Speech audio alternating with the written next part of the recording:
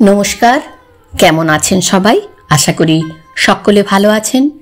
আমি সুজাতা চলে এসেছি সুজাতার কথা ও কবিতা চ্যানেলে আরও একটি নতুন কবিতা নিয়ে। আপনাদের সকলকে স্বাগত। তবে কবিতা শুরু করার আগে প্রতিদিনের মতো আবারও বলতে চাই, যারা আমার চ্যানেলে প্রথম এলেন তাদের কাছে একটাই অনুরোধ করব, প্লিজ চ্যানেলটি সাবস্ক্রাইব করে আমার পরিবারের অংশ হয়ে উঠুন। আর অবশ্যই পরিবারের অংশ হলে পাশে রাখা বেল আইকনটি প্রেস করতে ভুলবেন না কিন্তু। আর কবিতা ভালো লাগলে আপনার মূল্যবান মতামত নিচের কমেন্ট বক্সে শেয়ার করে যেতে ভুলবেন না। চলুন শুরু করি আজকের কবিতা।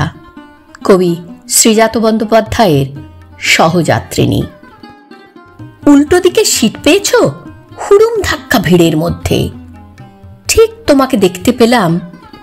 সেই ভালো চুল, হাতের মুঠোয় মোটকা একটা ইংরেজি বই, মাঝের পাতায় ক্লিপ আটকানো, ইস্ত্রি পাট একটা শাড়ি। আগে এমন হালকা সবুজ পরতে না তো, কিন্তু তোমায় মানাচ্ছে বেশ। বসতে পেয়েই কি একটা বেশ মেসেজ নাকি দেখছো ফোনে। হঠাৎ এদিক না বাঁচালে এগিয়ে যাব, একটা দুটো কথা। অন্যদিন কি বিরক্তি, আজ এই ভিড় আমার আশীর্বাদী। কেবল ধাক্কা ভিড়ের মধ্যে মনে পড়ছে বৃষ্টির সেই, কি যাচ্ছে তাই বিকেল বেলা সুটকেস আর ব্যাগ গোছানো। কত নাবার বোঝাচ্ছি আর হাত ছাড়িয়ে তুমিও তেমন।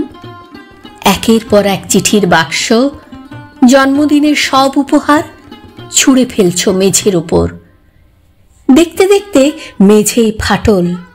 থাকবো না আর তোমার সঙ্গে, তোমার সঙ্গে থাকা যায় না। এক পা চলার লোক না তুমি। এসব কথা বলতে বলতে দড়াম করে দরজা টেনে একটা ট্যাক্সি। পেছন পেছন দৌড়ে এসে আমি তখন কালো ধোঁয়ায় মুখ ঢাকছি। হঠাৎ কেমন মনে পড়ল এই এতদিন পরে আবার যখন মেট্রোতে আজ ভিড়ের মধ্যে হালকা সবুজ। আগে এমন পড়তে না তো, চাইলে তুমি কেমন কঠিন। কয়েকশো ফোন কলের আমার জবাব দাওনি, 10টা ইমেল, পাড়ায় গেছি বাইরে তালা। ওরা এখন কেউ থাকে না, কেউ থাকে না, কেউ থাকে না আমার মতো লোকের সঙ্গে।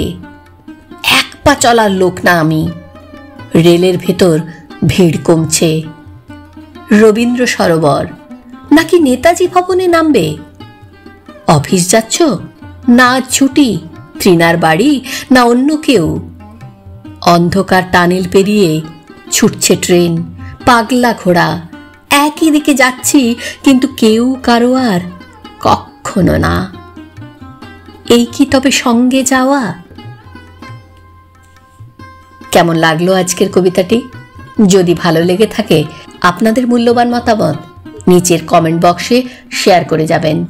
আর যারা আজ প্রথম এলেন বা এখনো চ্যানেলটি সাবস্ক্রাইব করেননি তাদের কাছে অনুরোধ করব, প্লিজ আমার পরিবারের অংশ হয়ে আমার পাশে থাকুন।